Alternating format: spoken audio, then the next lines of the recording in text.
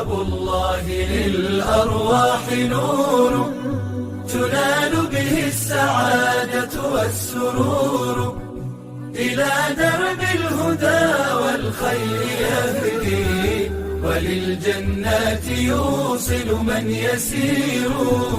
كتاب الله للأرواح نور.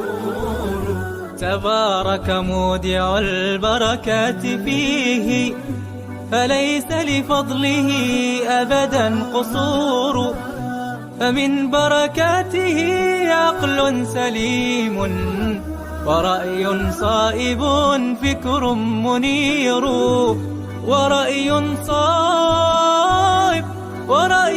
صائب فكر منير. فيا من أقبل. اللهم إني أعوذ بك من الهم والحزن، وأعوذ بك من العجز والكسل، وأعوذ بك من الجبن والبخل، وأعوذ بك من غلبة الدين وقهر الرجال. أهلا وسهلا بيكم في قناتي بيتك أحلى مع شيمو. النهاردة إن شاء الله هقدم لكم روتين اليومي بتاعي. هنعمل فيه حاجات حلوة، هنعمل فيه معجنات كده في البيت، هنعمل العيش الكايزر والبرجر بأسهل طريقة كده وأقل مكونات ممكن نستخدمها، وهيطلع حلو قوي معانا. وكمان هنعمل ترتيب كده بسيط في الصالة وفي الريسبشن وفي غرفة الأطفال، وغسيل بقى ومواعين، وهنعمل غدا لطيف كده حلو قوي مع بعض. اول حاجه كده قبل ما انام بالليل شلت كده الفرشه دي، لان كنت عارفه خلاص انها محتاجه تتغسل، فحطيتها في الغساله عشان كده ايه تخلص، وانشرها ان شاء الله واحط دوره مكانها. وبحب كده ان انا اخد دوره قبل ما انام ودوره الصبح وانشرهم الاتنين مع بعض. بعد كده سبت بقى الحاجات تتهوى، وتاني يوم الصبح بدات ان انا شلت بقى السجاد اللي انا عايزه اغيره. كان خلاص يعني بحب ان انا اعمل اي تغيير في مفرش في سجاده طالما عندي حاجات تانية بستخدمها عادي. وشلت كمان المشيه الصغيره اللي في غرفه الاطفال دي، وابتديت ان انا انضفهم، وكان هنا كان في حافظه فشلتها نفضتها عشان احط سجاده تانية مكانها فوق السجاده دي. المكنسه الكهربائيه ما كانتش راضيه تشتغل معايا، كانت محتاجه ان هي تتغسل، الحاجات اللي جواها الكيسه بتاعتها فما اشتغلتش، فسبتها بقى ركنتها، وابتديت ان انا اخد كده المكنسه. اخدت السجاد الاول، وبعد كده كنست السيراميك كله، كنت شايله كمان سجاد الطرقه والمطبخ، فكنست كل الجزء دوت، وابتديت ان انا لمعت كده بالشرشوبه، بس ما جبتش معاكم المقطع ده، يعني عملته معاكم كتير قبل كده. وطلعت بقى السجاد التاني اللي انا هفرشه بدل ده. طبعا في سجاده تانية شبه دي بالظبط هحطها فوق السجاده مكان الحافظه، بس ما قدرتش ان انا اطلعها يعني لوحدي، فهستنى كده وابقى اطلعها بقى وافرشها، بس في فيديو تاني معاكم ان شاء الله. وبس كده لمعت بقى السفره والكراسي، ونضفت كده الركنه كلها، وكمان الريسبشن اخدته معايا اللي ما كانش متبهدل قوي، ما كانش محتاج ان انا كمان اكنسه، فما طلعتوش. ان شاء الله هبقى اعمل لكم جوله فيه، عشان خاطر انا ما عملتليش جوله خالص فيه. ابتديت بقى ان انا ارجع كل حاجه كده مكانها، والمشايات والترابيزات. بحب كده احط الفوتيه ده هنا، واحط كده فوق منه الكوشن دوت، بيبقى شكله حلو قوي كده كده، مش بنقعد عليه يعني. بس بعد كده بقى الازاز كان معايا ده محتاج ان هو يتلمع لانه متبهدل خالص. جبت بقى الوايبس، احسن حاجه ممكن تلمعي بيها وابسط حاجه، وحطيت بقى كده المفرش وعلبه المناديل والكسترات دي، عشان بحب دايما ان انا اشرب فنجان القهوه بتاعي او الشاي هنا. وهنا بقى كنت خلصت كده الجزء اللي بره، وفرشت كل السجاد، وعدلت كده الكوشن والمشايات، وفرشت كمان السراير، ولمعت النيش والتلاجة والديب فريزر. وكمان كان حطيت الدورة التانية من الغسيل وخلصت معايا، وهبدأ ان انا انشرها. هنا بقى الغسالة بحب اغطيها كده عشان خاطر المية دي بتطرطش عليها، لانها جنب الرخامة على طول فبتتبهدل معايا، وببقى خايفة ان هي تبوظ، لان لوحة التحكم دي لو جه عليها اي مية هتبوظ معايا، فبحب دايما ان انا احميها كده بفوطة او اي مفرش احطها عليها. دلوقتي بقى كان الحوض بقى معايا مليان كده مواعين زي ما انتوا شايفين، هما شوية صغيرين يعني مش كتير، مكان بقى الفطار مكان ما فطرنا كلنا. فقلت بقى ان انا انضف الحوض، وكمان كان في مواعين مغسوله وعايزه تترتب، فبحب كده ان انا انضف الرخامات معايا والحوض ما يبقاش فيه اي حاجه، عشان اقدر ان انا اجهز الغدا معايا، والدنيا تكون متروقه حواليا ما تكونش متبهدله. النهارده ان شاء الله هعمل معاكم غدا كده حلو قوي، ومن الاكلات الجميله الخفيفه الحلوه يعني. هنعمل كشري مصري، كشري اللي هو المصري بس بتاعنا احنا، مش مصري بتاع المطاعم. وهنعمل بطاطس كده مسلوقه ومتحمره وبيض وسلطه، والاكله دي جميله قوي انا بحبها خالص. وكمان هنعمل السمنه البلدي معايا في البيت، انا كنت عاملاها في فيديو صغنن كده اول ما فتحت القناه، اللي عايز برضو يشوفها بكل الطرق يعني قدامه يروح يشوف الفيديو ده، يدور عليه كده السمنه البلدي في البيت.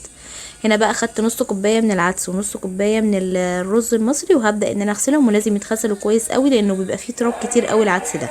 وعشان اطعمه كده بحب ان انا احط معلقه من السمنه البلدي واحمر فيه البصلايه دي، بصفرها بس مش كتير. دول بقى قشطه وش اللبن كنت محوشاهم عندي ملهمش مكان، هحطهم واحط عليهم رشه ملح واحطهم كده على البوتاجاز على نار هاديه خالص لحد ما تتظبط معاكي.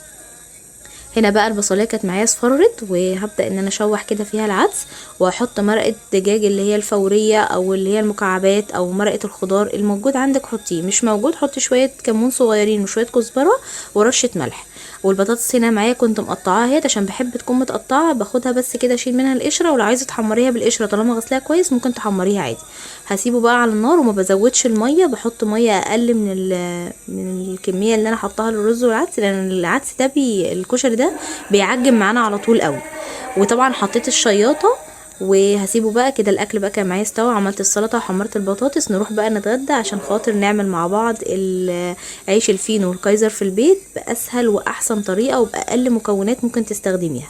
اول حاجه كده معايا طبعا اللي احنا عارفين الاسعار بره ارتفعت، وغير كده كمان هيبقى صحيا واحسن كتير قوي ان احنا نعمله في البيت. عندي هنا الدقيق، ولازم الدقيق نكونوا ناخلين كذا مره لان هو بيبقى بيديكي نتيجه احسن.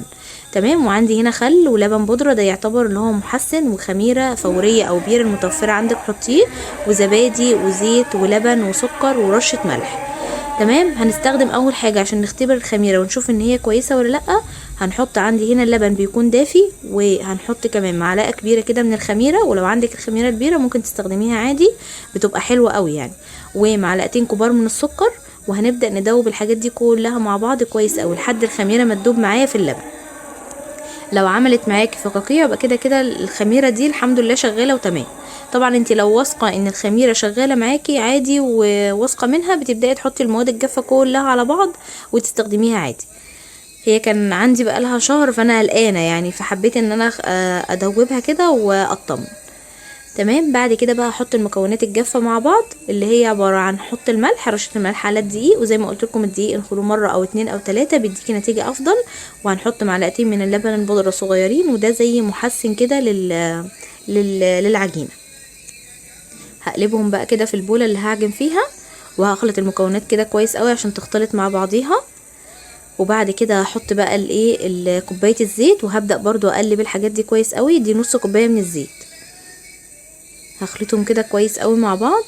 ده يعني مش نص كيلو دقيق بالظبط، ده اكتر من نص كيلو شويه، يعني حوالي 4 كوبايات ونص كده من الدقيق.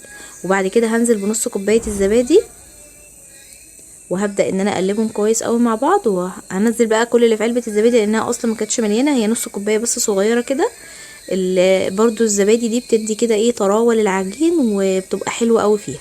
واحط معلقه صغيره خالص من الخل، وهقلب بقى كويس قوي كده مع بعضه.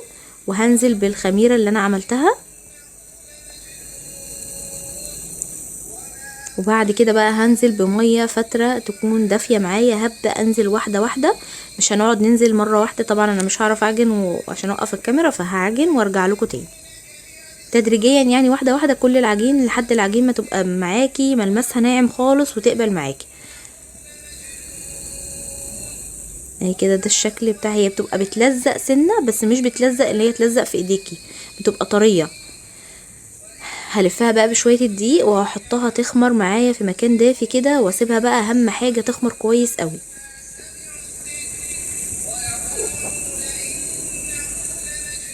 عندك بقى الفرن طبعا بتبقي مسخناه، لان احنا طبعا بنخمره مرتين. العيش الفينو والكايزر بيتخمر مرتين. هبدا بقى ان انا اخد كده بكورها كوره صغيره وبنزل عليها بضغطه بسيطه خالص، مش ببططها كامل، لا زي ما انتوا شايفين كده بتبقى مرتفعه. ممكن تقللي عن كده الحجم لو انت عايزه، وممكن تكبري زي ما تحبي، بس انا هعمل زي ما انتوا شايفين كده. بس المره دي طلع رقيق معايا شويه. قبل كده كنت مخليه ارفع شويه يعني اتخن شويه، فكان الرغيف معايا برضو مختمر اكتر يعني.